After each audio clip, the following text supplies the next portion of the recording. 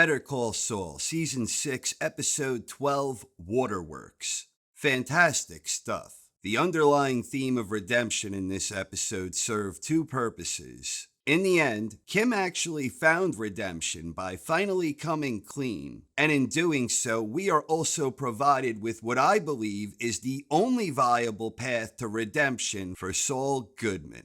We get a brief glimpse into Kim Wexler's life after Jimmy McGill, and in that little window, we see that she settled down into her new pedestrian life with her new man and her new style, earning an honest living. Back in her heyday as Kimmy Corleone, she was looking for elaborate, clever ways to ruin poor Howard. But now the biggest decision she needs to make is whether or not Miracle Whip is a good substitute for Duke's mayonnaise. Seeing the other side of her phone call with Jimmy, Kim advised Jimmy on the proper course to redemption. Turn yourself in. But in typical Kimmy Corleone fashion, it's do as I say and not as I do. And Jimmy called her out on her bullshit, because that's what it was. Bullshit. Yep. Empty words in a world where Kim knows full well that actions speak louder. The phone call forced Kim to face her own inner demons, where she no doubt recognized her own hypocrisy. Kim stepped up to the plate and showed a willingness to face the music. She returned to Albuquerque and presented an affidavit to the court and to Howard's wife, confessing the entire truth about what really went down with Howard. And with that, Howard's good name has been restored, and the truth is out that he wasn't some wild hooker-loving cokehead. Kim came clean, and while she seems to believe they won't prosecute, perhaps she is mistaken, and Kim knows Cheryl can go after her in a civil suit. Kim also implicated Jimmy for his role in the Howard ordeal, although she still outright lied when she suggested doubt about whether Jimmy is alive, even when she knows damn well that he is. All things considered, Kim is far from the most noble character in the Breaking Bad universe. She doesn't hold a candle to true class acts like Walt Jr. or Nacho's old man. But in a world where Breaking Bad usually means crossing the point of no return, Kim found redemption. First, she knew she had to get out of her toxic relationship with Jimmy. She ultimately appears to have changed course where she began her way down a good choice road. And her redemption culminated when she confessed her crimes and cleared Howard's good name. If that is not redemption in this world, I'm not sure what is. Why are you telling me this and not him? Because I think you're made of sterner stuff.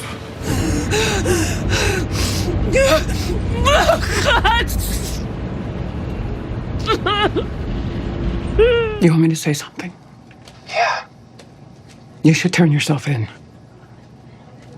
Kim advised Jimmy on his best course of action, but as we know from last week, he instead went the other direction, full steam ahead with his identity theft scheme. His misplaced faith in an amateur like Jeff is already costing him big time. For starters, Jeff was the one who bought that laptop for his mother. But then Jeff went into full panic mode when the two police officers were just trying to eat, as they had a heated debate over what constitutes a fish taco. So Jeff gets arrested as a suspected thief. Goodman knows they have nothing on him, and he has it all planned out that Marion will use his expertise to get Jeff off the hook. Only Goodman is being so careless that he slipped up again. First, Marion witnessed a supposed pet lover throwing a fit over the damn dog. And now he slipped up over his legal expertise about Albuquerque, a place he claimed he'd never been. Marion proved every bit as sharp and observant as she was first portrayed, and she figured out his secret. Goodman did indeed underestimate her. It appeared as if Saul was tempted to strangle Marion then and there. But he stood down, and she used her life alert and informed the authorities that she was being threatened by a wanted man, one Saul Goodman.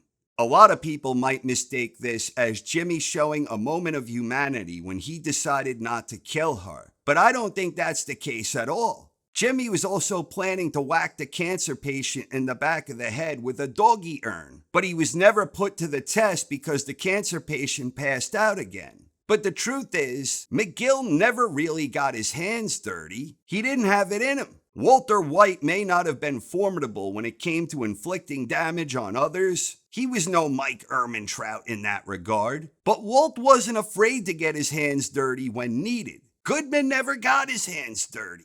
Sure, he would suggest sending someone to Belize, and he knows a guy who would get his hands dirty, but Goodman never had the stomach for it. When he was put to the test against Marion, I think it was more a matter of him lacking the balls to actually murder someone in cold blood. Saul simply was not made of stern enough stuff to inflict violence on others. Forget Mike Ehrmantraut. Forget Gus Fring. Forget Tuco Salamanca, or hell, forget any of the Salamancas. Goodman didn't even have the mettle of a Jesse Pinkman or a Walter White. And speaking of Pinkman, it's interesting that we see him in that cameo scene with Kim. Wexler had just taken her first step towards redemption when she finalized her divorce from Goodman. And here we have Jesse Pinkman, a criminal murderer who escaped via the same route as Goodman through Ed the Vacuum Guy.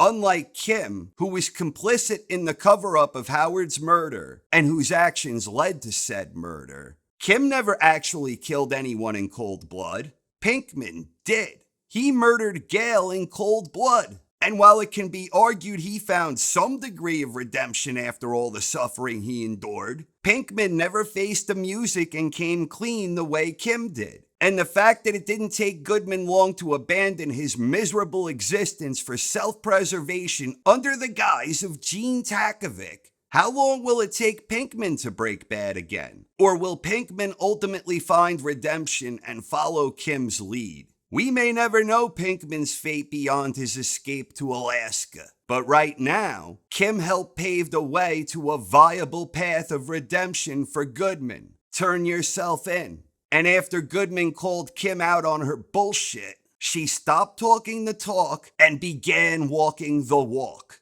Will Kim go the extra step and notify the authorities she was contacted by Jimmy? Is Jimmy gonna flee and get away? Is he gonna run until he gets captured or killed? Or will he follow the example of his ex-wife and turn himself in to face the music? Whatever happens, I thought Waterworks was outstanding. Dare I say, tight, tight, tight, tight. But honestly, I wasn't expecting anything less, and for me it lived up to the lofty expectations. I, for one, am very fired up to see the series finale of Better Call Saul. Thank you very much for watching, everyone. I hope you enjoyed, and have a wonderful night. Delicious chicken noodle fry. Would you call that a fish taco? And could anybody call this a fish taco? I mean legally. Stop waving that thing at me. Look at this. You may kiss. One.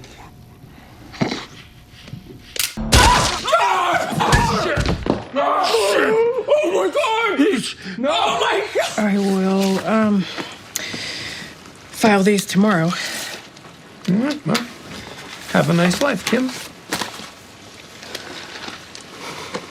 I mean, technically it isn't actually mayonnaise, but... Yeah. Technically, I don't think this is mayonnaise. But close, right? Yep. Yep. Yep. Yep. You want me to say something? Yeah. You should turn yourself in.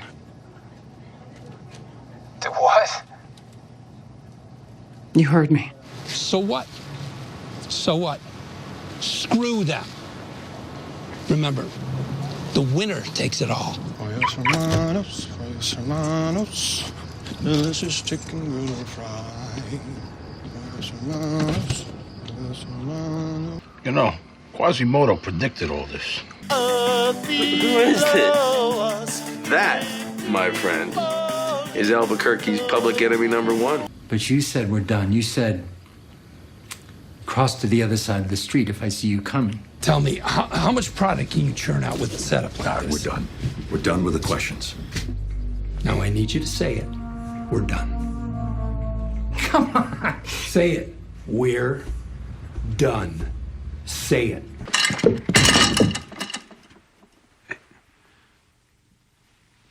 We're done. When I say we're done. We're done. We're done. It's not over until.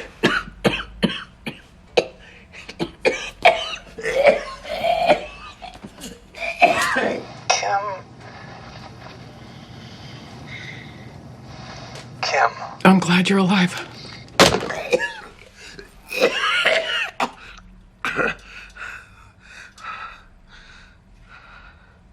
It's over. Yep. Yep. Yep. Yep. No! I'm not going. I'm done. There's a criminal standing in my kitchen threatening me. He's a wanted man, and his name is Saul Goodman.